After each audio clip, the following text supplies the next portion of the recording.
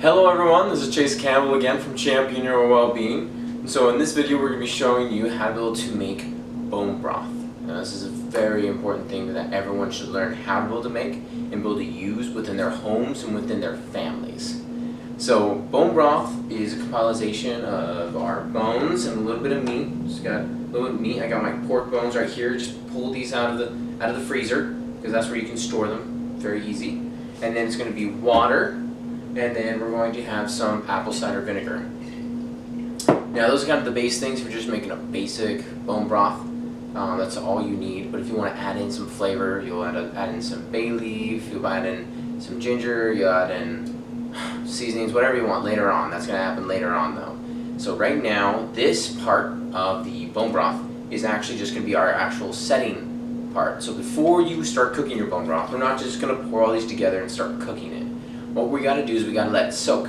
So what we're going to do is we're going to take all of these, we're going to combine them, put them together, and then we're going to let them soak for 30 minutes. Since, as you can see, these are bigger bones, chicken bones and stuff like that, it needs longer to be able to soak in order to be able to start opening up the bones and be able to start leaching out the nutrients from it. And that's what the apple cider vinegar does. The vinegar helps to be able to open up and leach out. So that's what we're giving time to, that 30 minutes to do. So let's get started. So I'm going to take the top off my stock pot. Alright, I'm going to take my bones right here. I'm going to take them. There we go. Big bones right there. Then I'm going to take this baby. Skin is good. Skin is good to have. Have some good collagen. This is actually some fat. Fat's great to add too. You want them to have a good mix of the fat, the collagen. You want that good mixture in there. Perfecto. So we just pour it in. Alright, so they say fill it up with water until you're about 2 inches above your bones. And so I have about a gallon of water. Actually, I have pretty much a gallon of water.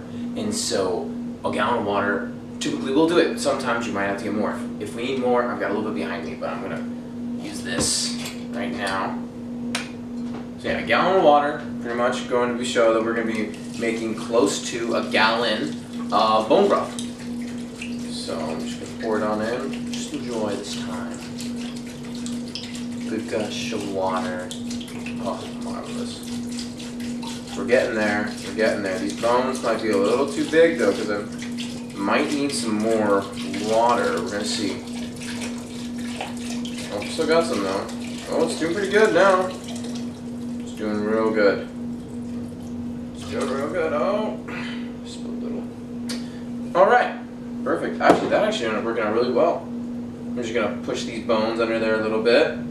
That'll be perfect. Hey, look at that! 1 gallon of water. Da da da da. It made. Okay. Now the next thing you're gonna put in. So it's different ratios for different kinds of bones. All right. So we have chicken bones, which are you're actually only got to put in like, I think it's like a teaspoon, no, it's a tablespoon of apple cider vinegar. It's like a tablespoon? Well, they're smaller bones, so you don't need as much to be able to leach it out. But for beef and for, well, especially for the pork, like pork ribs, maybe not as much, but especially for this, that is a big bone, and so that's going to need a lot more. So for the pork and for the beef, I just go and leave it at the same for each other. And so what I do is I end up putting, so what you're going to do, sorry, not what I do, but what you should do is you should put a half cup, a nice half cup of apple cider vinegar, and pour it in there. There you go. Okay, if you want to now at this point, you can actually take like a wooden spoon or something, and you could mix it around. So just for kicks and giggles, I'm going to grab a wooden spoon, and I'm going to kind of stir. Can't really stir it exactly because this bone's kind of really stuck in there. So I'm just kind of dipping it in and moving the water, trying to get it stirred around. You don't have to do this. This is just something you can if you want to make sure that it gets all around as it needs to. Alright, so I'm going to put that right here. Alright, and once that's done, you're going to take your top, you're going to put it on top, and you're going to let it wet for 30 minutes. Alright, don't try to do anything to it, just leave it there. Stick it. You can stick it over here on the counter if you wanted to, if you don't want to leave it on here. But just leave it there for 30 minutes, and then when it's done, then you can really start cooking. Alright, so let's wait for this baby to sit for 30 minutes. Hey guys, so just real quick, I just made a real quick mistake. So what we're actually going to do is we're actually going to let this sit out for an hour. So I messed up, my bad. That beef and pork actually sit out for 1 hour, and chicken actually sits out for 30 minutes. Sorry, so that's for 30 minutes. And then just about for the chicken one, which I will do another tutorial on that one. There's another tutorial on that one. That one is 2 tablespoons of apple cider vinegar, not 1. Okay, just want to make sure I cover my ground. Let you know that. Awesome. All right, guys. So our bone broth is now done soaking. So we've let it soak inside of the vinegar with bones and water for the 1 hour that is needed for it to soak. Remember, pork bones, beef bones need to soak for 1 hour. Chicken or poultry need to soak for 30 minutes. All right. So now that's done, what you're going to do is you're going to bring it up to a rolling boil. So you're going to turn it up to the highest. Well, at least that's what I do. I turn it up to the highest temp I can, so high on your stove. And you want to bring it up to a boil. You want to get really rolling and really boiling. And what that's actually going to do is actually going to cause you to be able to build for foam to come up, or scum. So inside the legumes and inside the grains videos, we talk about this, about scum. Also inside the meat stock video about scum, and about how that we have to, it's going to come up, and so we need to be able to skim that off, because that's just dirt and debris and other things that we don't want to be able to be putting into our body ourselves. So what you'll do when that happens is that you will take either a spoon, because that works too for those who don't have any, like, a specific thing for skimming, like this. This is what I use. This is called a skimmer. It's a fine mesh skimmer, so it's got fine mesh here, and the purpose behind it is so that you can then scoop in, pick things up without taking any of the water or liquid away. So I'm just going to give you an example. I'm going to pick it up right here. See? So I've got some of the leftover meat and stuff, and all of the other juices are just slipping right out. That's exactly what you want. So if need be though, you can just use a spoon. Alright? Use a spoon, you can scrape around, pick up the scum, or that foam, and then you'll just need a cup, and you'll plop it right into the cup. Alright? Just like that. So once you're done skimming the scum off the top of your broth, what you then are going to do is you're going to reduce your heat down to 1. So your lowest heat, so a simmer. We want to have a simmer, a rolling simmer. So reason behind that is that when we're cooking this, we don't want it to be boiling at all, boiling over at all or anything like that, because we have a lot of different things in here. We're trying. So let me start here. We are trying to get certain nutrients out of the bones and into this broth, and certain ones come out at a certain temperature. But at too high of a temperature, what we can do is we can actually break down the nutrients that we're looking for. So like proteins inside of it that we're trying to get, we can break down the proteins. We can break down the collagen so that it doesn't gel up. And as well, we've got the fats in there too. Cooking that too high, it's just gonna it can break it down. It's just gonna look weird. It's gonna taste weird. It won't be the same, and it also won't have the benefits that we're looking for, because with the high temperature, we've denatured a lot of good proteins and good nutrients out of it. So we want to keep it at a rolling simmer, and what that means is that you have your water line, right? If I could show you, I would, but I can't with this. So a water line right here, right? And it's still. So when it boils up right there, right? All right. So what we're looking for is, there's 2 things that can qualify for this. What we're looking for is that there is a still top. I mean, maybe there might be a little bit of movement, but what we're looking for is that through that water, you can actually see these little bubbles coming up and almost breaking free, but they're not. I'm almost breaking free, almost not. So that's what we're looking for, and that's actually called a rolling simmer, because what you're doing is you're actually rolling the bones, and it's hot enough that you know that it's hot enough that it's working on pulling and extracting all the nutrients out. Another one is where it's and it kind of disturbs the top a little bit with a blah, blah. And if it's in a couple different places, that's also alright. We just don't want to, like, on the top of full activity of blah, blah, blah, blah, blah, blah, blah, blah, blah, blah, blah, blah. That's not good. So that's what we're looking for when we're cooking our broth. So once we attain that, so we turn it down, right? And then we're going to take our top, we're going to put it on top, and then we are going to go ahead and let this sit. So for beef and for pork, we're going to let them sit for 48 to 72 hours. I know it's a long time, sounds like, right? Yes, that is, yeah. 40 to 72 hours, so 2 to 3 days. And with chicken broth, you will do it for, you can do it from 12 to 24 hours. Pardon me, bone broth, with beef broth, you can do from 24 to 72 hours, if you would like. So, I recommend 48. That's what I did. This guy actually went longer than 48, almost 72 actually. But it did go for a while. So reason for that, once again, bigger the bones, longer time it needs to be able to pull the nutrients out. Smaller the bones, less time it needs. So poultry bones really easily. If you have a lot of like pork ribs though, those are kind of the same. Good, smaller than big beef bones. Let's just say that, smaller than bigger bones, so they could actually be cooked for a less amount of time, and you would get the amount out of it because it's a smaller bone. Get the picture? Awesome, awesome. All right, so you can just let it sit there on your stove. I let it sit there all day, all night. Some people are like, oh, don't do that all night. Oh, it's just like it's gonna burn the house down. I'm like, no, it's not. You'll be fine. All right, just let it sit. Just let it go. Don't worry about it. Okay. Perfect. So once it's all done, it's now time for us to get our broth, because it's all done. It's all ready to go. So for people that might be asking, well, can I put other vegetables and other things into it before it starts cooking? Yes, you can. So if you want to, you can actually put other vegetables. So some really good ones are like, you don't want to, I guess you can actually, never mind. Okay, so you can put in like celery, you can put in carrots, you can put in onions, you can put herbs in here, you can put almost anything in here. What I was about to say is put harder vegetables so they don't get really soggy, but we're not going to eat the vegetables. I'm thinking about meat stock.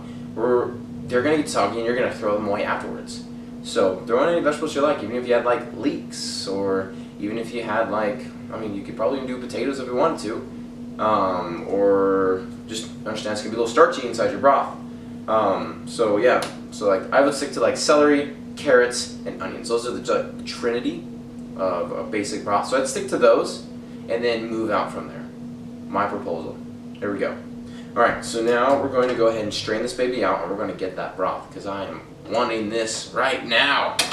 Okay, so some tools for this that I bring to you is what you want. Is you're going to want some tongs. I like these just because then I can pull bones out. If you don't have them, you can always, try the whole, use 2 forks, like that. You give that try. Or you can try the pouring method. You can get a little bit, you can kind of splash around a little bit. So this helps people to keep it not so messy. And then I get a big strainer like this, so we can strain everything out because there's going to be a lot of bones. And then I give you 2 big bowls. Reason for the 2 big bowls. One is where we're going to stick this one in first stick this one in first, and we're going to strain it for the broth. And then this one is that when we're done straining it with the broth, we can then easily transport this over to here. Alright? And then we can take care of this, and then we can take care of the bones. Alright? If you wanted to as well, you could just take it and chuck it inside of the garbage can. Okay? But I also like to be able to kind of sit it there because some liquid still strains out. And so I catch whatever else I can catch for the rest of the time. Does that make sense? Okay. Alright? And then, what we're going to be talking about after I'm all done with that is about the containers that you're going to need for this, alright? There's a lot of different thoughts, a lot of different things, and I'm going to tell you my recommendations on it for you to be able to use. So let's get started on taking care of the broth, alright? So, like I said, I'm going to use this one, got my strainer in it, tongs. So I use the tongs for the big bones, okay? Like these bad boys, right there. Yeah. I like to put them in. Awesome. Like that. Ooh. There's still some meat. It's okay to have meat inside of your bone broth, actually. This is a good point to bring up right now. So some people are like, but it's only for bones, only bones. Not supposed to have any meat in there, right? Actually, no. It's not just for the bones. It's actually very good to have a little bit of meat inside of our bone broth. So the ratio for our bone broth should be 80% bones and 20% meat. All right? And so having that in here helps. Number one, it actually gives a flavor, color. It's very delicious. And two, we're still getting really good nutrients from it, from the meats and such, so proteins and fats as well, because there's gonna be some fats hanging on these bones, and that's what we want. You want that good fat. I got a ton of fat in here. I'm excited to show this to you. All right, so now that I have the big bones out, I can now dump because it's much easier. There we go. Look at it. I'm gonna turn this way for you guys. Look at that beautiful broth. This is pork broth, and I have gotten a lot of raised eyebrows when I've made pork broth. I've gotten a lot of people say, is that a thing, pork broth? And I was like, oh heck yeah, it is. It's just not one that most people make, in all honesty. But once again, use everything you got. All right, everything. So I make sure that I use all the bones that I possibly can. Alright, so there we go. This is me straightening it out. Move it over here. Gonna let it go and straighten out as much as I can. And now we got my broth. So the thing about it is that it is hot. It is really hot. So I'm gonna touch the tops of this. And what I'm actually gonna do is I'm gonna put this inside my fridge, right here. Okay? I'm going to reach up here. I'm going to grab, you can use plastic wrap if you want, but since mine is really hot, I don't really want to use it. Plus, I'm not the biggest fan of plastic. I use plastic wrap for other things. This works out a little better. This is aluminum foil. It'll stick here. It won't come in contact with my broth.